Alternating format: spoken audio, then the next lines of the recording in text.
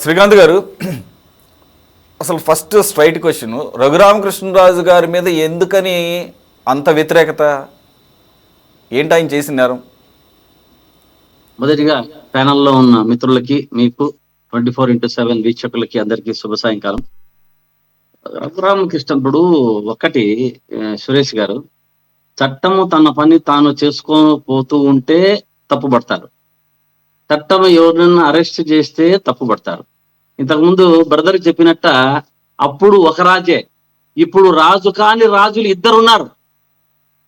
సురేష్ గారు, రాజు కాని రాజులు ఇద్దరు ఈ యొక్క కార్యక్రమాన్ని నిర్వర్తిస్తున్నారు.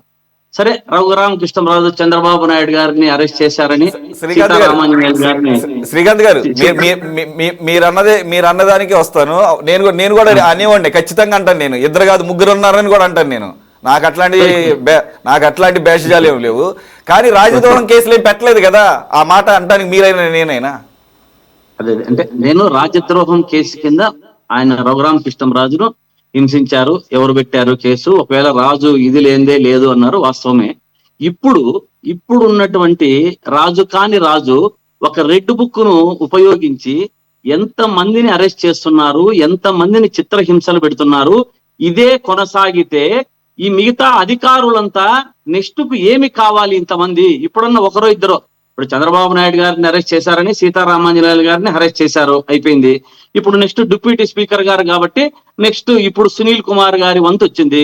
సునీల్ కుమార్ గారు కానీ మన సీతారామాంజనేయులు గారు కానీ ఎంత పర్ఫెక్ట్ ఆఫీసర్లు, వీళ్ళు నీతి నిజాయితీగా ఉన్నటువంటి ఆఫీసర్లు అనేది రాష్ట్రంలోని ప్రజలకు కానీ రాష్ట్రంలోని అందరికీ తెలుసు, పోలీసు వ్యవస్థకంతా తెలుసు. ఇటువంటి వారిని ఓన్లీ ఫర్ ఏ ఒక్క రాజద్రోహం కేసు కింద మన రఘురామకృష్ణరాజు గారు కానీ చంద్రబాబు నాయుడు గారి కేసు మీద ఆ కేసు ఉంది కాబట్టి దాన్ని పట్టుకొచ్చిన దానికి వారిని కానీ ఎంత హరాస్ చేస్తున్నారో ఇప్పుడు అర్థమైపోతుంది. అంటే ఒక రెడ్ బుక్ రాజ్యాంగంలో ఒక భాగము అని. ఇప్పుడు జరుగుతున్నటువంటి అరెస్ట్ కూడా ఎంతమందిని, ఇప్పుడు చాలా మందిని చేసుకుంటూ వస్తున్నారు. ఇంకా పేర్లు చెప్పుకుంటూ పోతే మన అందరినీ కూడా, ప్రతి ఒక్క అవినాశం గారిని, మళ్ళీ మన ఇంతకుముందు మిథున్ రెడ్డి గారిని కానీ. శ్రీకాంత్ గారు, మీరు అన్నదే కాసేపు కరెక్ట్ అనుకుందాము. రఘురామకృష్ణరాజు గారిని కొట్టిన తర్వాత ఆయన అనేక సందర్భాల్లో మీడియాలతో మాట్లాడుతూ, అప్పటికి మీ ఎంపీగానే ఉన్నారు, గుర్తుపెట్టుకోండి. Make a note this point. ఆయన చిట్ట చివరిన ఎలక్షన్స్కి బిఫోర్, ఇక రేపు మాపు ఎలక్షన్స్ అన్నప్పుడు మాత్రమే పార్టీ మారాడు. దానికి ముందు వరకు ఆయన రచ్చబండ పెట్టడం ఆపలేదు. ఏది, ఆయన్ని కేసు పెట్టి జైల్లో పెట్టి మళ్ళీ బయటకు వచ్చిన తర్వాత కూడా ఆయన ప్రతిరోజు మాట్లాడుతూనే ఉన్నాడు. ప్రతిరోజు అందరి చెవుల్లో వద్దన్న కొద్దీ ఆ ఇన్ఫర్మేషన్ వెళ్ళిపోయింది. ఏంటది? నన్ను హింసించిన వాళ్ళలో పివి సునీల్ కుమారు, పిఎస్ఆర్ ఆంజనేయులు, విజయ్ పాల్, ప్రభావతి గారు రాంగ్ హెల్త్ రిపోర్ట్ ఇవ్వటం, వీళ్ళందరి పాత్రను ఆయన మొదటి నుంచి చెప్తున్నాడు. మీరు అన్నట్లుగా రెడ్ బుక్ అయితే గనక, లేకపోతే కక్ష సాధింపు, చంద్రబాబు నాయుడు గారు అరెస్టు, ఇవన్నీ కనుక ఉండుంటే ఆయన అవన్నీ కూడా దానికి ముందు నుంచే కదా చెప్తుంది. సో దాని వరకు కన్ఫైన్ అయ్యి ఉండండి. ఇప్పుడు వారు ఢిల్లీలో రచ్చబండ పెట్టినా దాని వెనుక ఎవరు ఉన్నారు అని అర్థం చేసుకోలేనంత ప్రజలు ఎవరు లేరు. బాగా గుర్తుపెట్టుకోవాలి. అంటే ఒకటి, ఏ ప్రభుత్వం అయినా సరే ఒక మనిషి పక్కకు పోతున్నారంటే వారికి ఆయన ఒక రాజకీయ కుటుంబ నేపథ్యం నుంచి వచ్చినటువంటి వ్యక్తి, ఆయనతో మళ్ళా వెనకాల ఒకళ్ళు ఉండి పెట్టచ్చలా? అదే తప్పదు కదా. రాజకీయంలో ఒకరిని ఖచ్చితంగా ఒకరు అపోజిషన్ లో ఉన్నారంటే వెంటనే క్యాచ్ చేస్తారు, అది సహజం. అది దాంట్లో ఏమి కొత్తగా, అది కొత్త అంశం ఏం కాదు. ఆ అంశంలోనే రఘురామకృష్ణ గారు ఆయన ఎప్పుడైతే అరెస్ట్ చేశారో ఆ రోజు నుంచి కూడా ఆయన వీళ్ళందరి పేర్లు చెప్తానే ఉన్నాడు. అప్పటికేమి తెలుగుదేశం పార్టీలో చేరలేదు, మీ ఎంపీగానే కొనసాగాడు చివరి వరకు కూడా. కాకపోతే మీ పక్కలో పల్లెలో ఒక రెబల్ ఎంపీగా కొనసాగారు. ఓకే, దీంట్లో ఒక అంశం చూసుకోవాల్సిన అంశం, ఏ టీవీలు వెనక పక్క ఉన్నాయంటే అది చాలు. ఇంకా దాంట్లో వేరేది ఆయన మాట్లాడిన మాటల గురించి మాట్లాడుతున్నా. టీవీ ఏ టీవీ అయినా అవ్వచ్చు, నేను మాట్లాడిన మాటల గురించి మాట్లాడుతున్నా. మీరు అన్నారు కదా ఈ పేర్లు, సునీల్ కుమార్, సీతారామాంజనేయులు, విజయ్ పాలు, ఈ పేర్లన్నీ మొదటి రోజు నుంచి మాట్లాడుతున్నాడు కదా ఆయన మీద దాడి జరిగినప్పుడు, అరెస్ట్ అయినప్పటి నుంచి మాట్లాడుతున్నాడు కదా ఆయన. ఇప్పుడు కొత్తగా రెడ్ బుక్ ద్వారా ఆయన తీసుకొచ్చింది వ్యవహారం కాదు కదా. అది నా పాయింట్ ఇక్కడ.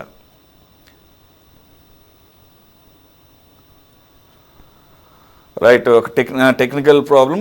రైట్, ఇది మొత్తానికి అయితే కనుక RRR గారిని 2021 మే 14న ఇప్పుడు మన జ్వాలాపురం శ్రీకాంత్ గారు అంటున్నది ఏంటి, కూటమి ప్రభుత్వం వచ్చిన తర్వాత రాజులాగా వ్యవహరిస్తున్నటువంటి, లేకపోతే వాళ్ళు వాడుతున్నటువంటి, వాళ్ళు చెప్తున్నటువంటి రెడ్ బుక్లో ఉన్న లిస్టులో ఉన్నటువంటి పేర్లు అంటున్నారు. కానీ ఈ పేర్ల లిస్టు 2021 మే 14 ఆయన పుట్టినరోజు కూడా చాలా ప్లాన్డ్గా చేసినట్టున్నారు.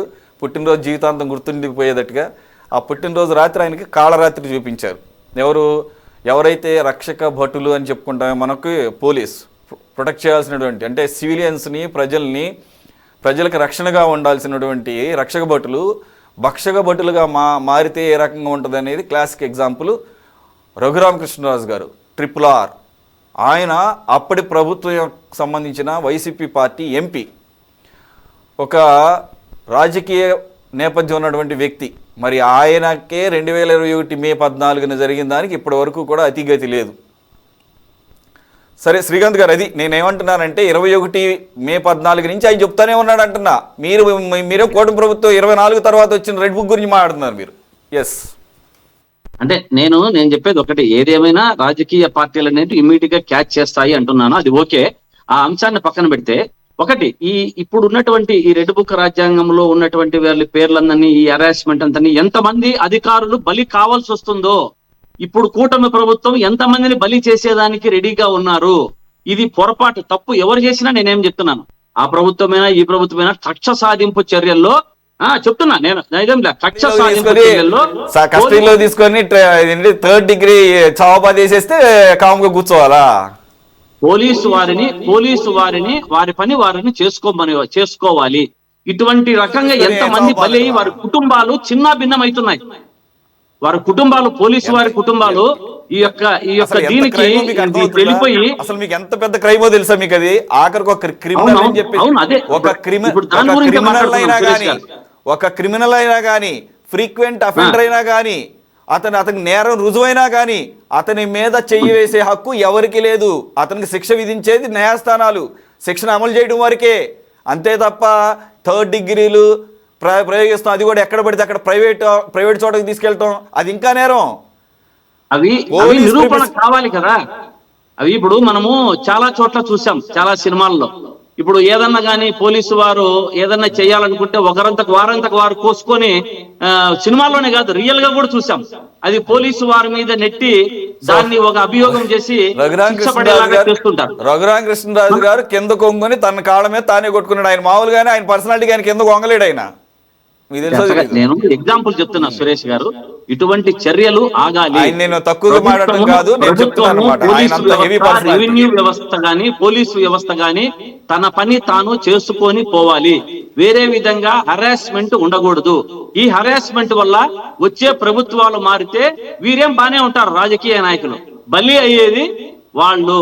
దీంట్లో చూస్తున్నాం, సీతారామాంజనేయులు గారు చూస్తాం, ఇప్పుడు సునీల్ గారికి కూడా అదే వర్తిస్తుంది.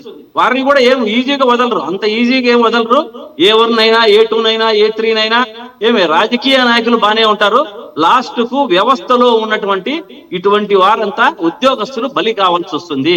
వారు ఇటువంటి చర్యలను చూసి వారు ఇప్పటికన్నా ఆపుకుంటే వారికి ముందు భవిష్యత్తులో అందరూ బాగుంటారు అనేది నా ఉద్దేశం. ఓకే, సో అసలు వారు ఎటువంటి చర్యలు తీసుకున్నా గతంలో వాళ్ళ మీద కేసులు పెట్టినా కానీ ముందుకెళ్ళకూడదు అంటారు. శ్రీకాంత్ గారు, విలువల గురించి వీళ్ళు చెప్తే మనం వినాలి.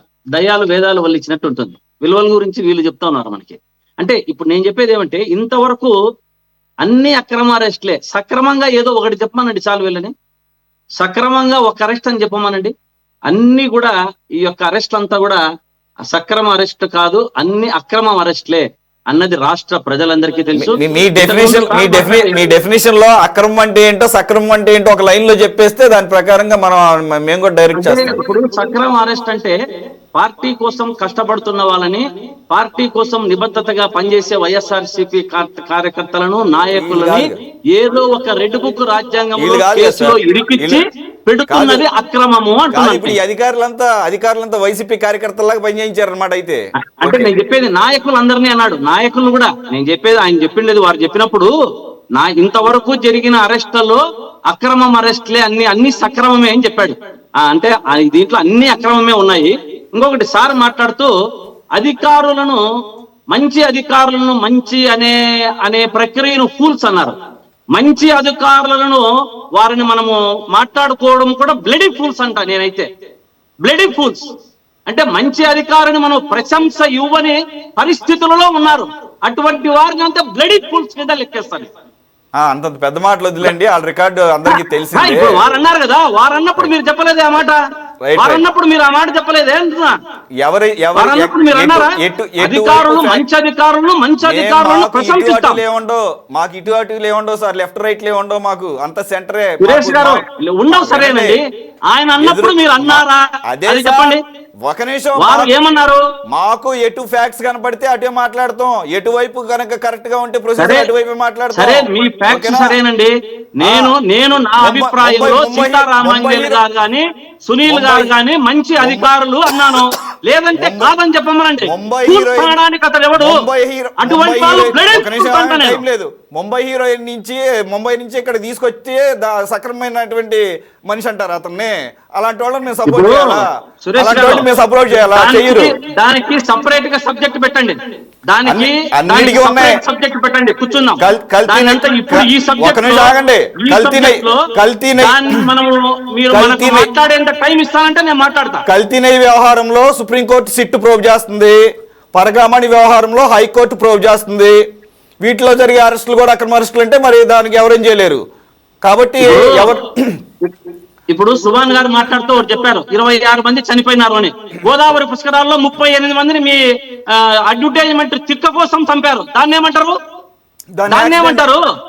అడ్వర్టైజ్మెంట్ తిక్క కోసం చంపారు 38 మందిని గోదావరి పుష్కరాల్లో. అది కూడా తప్పే. ఇవన్నీ లెక్కేసుకుంటూ పోతే చాలా ఉంటాయి. ఒకటికొకటి సమాధానం లేకుండా ఏది ఉండదు. అది కూడా తప్పే. కావాలని స్పూరియస్ లెక్కర్ నమ్మడం అంతకన్నా పెద్ద నేరం. యాక్సిడెంట్లు మీ అడ్వర్టైజ్మెంట్ తిక్క కోసం 38 చంపడం వాస్తవం కరెక్టేనా? మీ అడ్వర్టైజ్మెంట్ కోసము 38 మందిని గోదావరి పుష్కరాల్లో అమాయకులైన భక్తులను చంపడం వాస్తవమా కాదా? అది తప్పు కాదా? దీనికి ఆన్సర్ చేసి దాని రండి. అది కూడా తప్పే సార్. బాజీ గారు చెప్పండి.